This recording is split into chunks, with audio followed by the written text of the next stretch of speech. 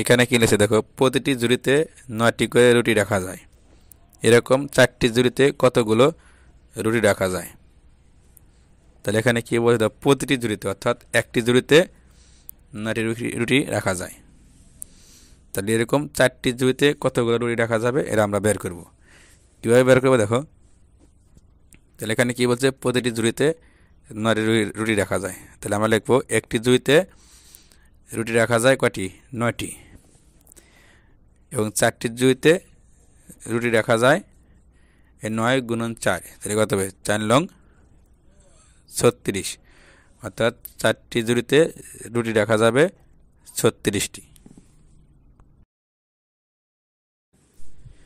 এখান থেকে কি লিখেছে, রফিক একদিনে বইয়ের 9 পৃষ্ঠা পড়ে, সে 7 দিনে কত পৃষ্ঠা পড়ে? তাহলে এবং এখানে কি বলতে দেবো, রফিক একদিনে পড়ে কয় পৃষ্ঠা? 9 পৃষ্ঠা। তাই 7 দিনে কয় পৃষ্ঠা পড়বে এটা আমাদের বের করতে হবে। এই জন্য আমাদের অঙ্কে কী করতে হবে, গুণন করতে হবে। যেহেতু 7 দিন পরে অর্থাৎ বেশি পড়ে, তাহলে আমাদের এখানে গুণন করে বের করতে হবে। তাহলে আমরা কীভাবে লিখব, আমরা লিখব রফিক একদিনে পড়ে 9 পৃষ্ঠা। তাই রফিক 7 দিনে পড়ে 9 গুণন 7, 7 লং 63, অর্থাৎ রফিক 7 দিনে পড়ে 63 পৃষ্ঠা।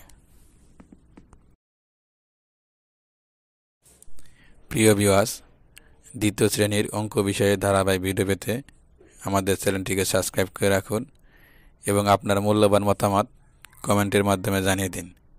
ধন্যবাদ।